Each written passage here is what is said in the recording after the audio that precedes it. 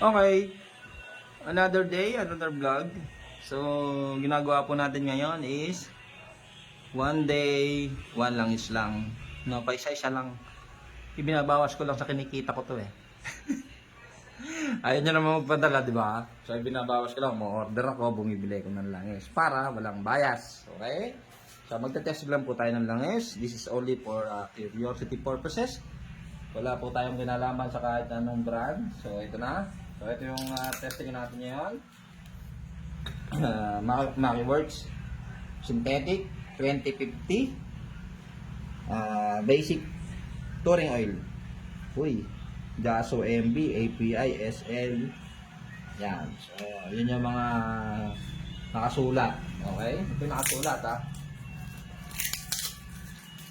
Ito, in-order ko lang sa Shopee kasi wala naman dito sa area namin.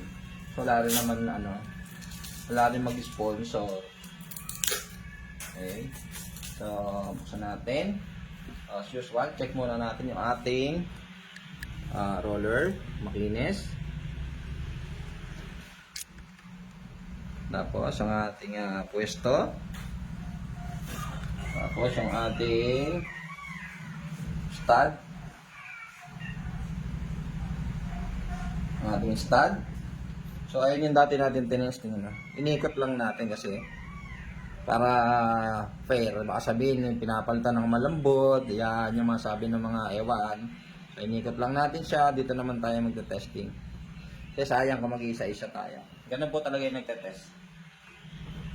Okay? So, game. Te-test ulit tayo. Ito naman.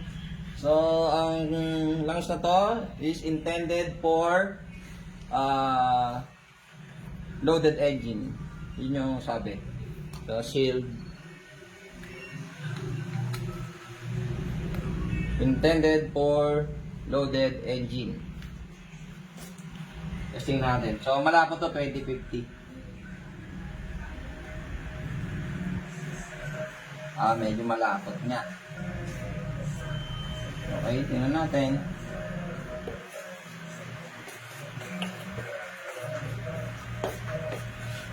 Nice.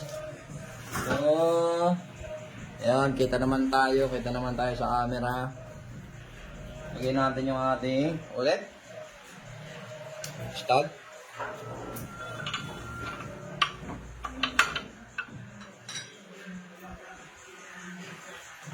Testing, braking. Isa, dalawa, tatlo, apat, lima. So, ating plate is 600 grams. Ulitin natin, 600 grams po. Unang 600. Isa, dalawa, tatlo, apat, pa. So, same. So, yan po yung ating nakuha. 4 plates na 600 grams. 4 plate na 600 grams. Isa, dalawa, tatlo, apat. Yan po ang para sa Makiworks Synthetic 2050 Basic Touring Oil na may Jaso Seal, Jaso MB, API, tapos SL. Okay? SL. Kasi ano siya, intended for loaded engine daw po ito. Siguro kaya SL yung kanyang code. Kaya po natin yung damage. Ayun. Same lang yata sa kabila. Parehas lang. Parehas. Okay? So, ayan. Sunod naman tayo. Bukas naman. Makiworks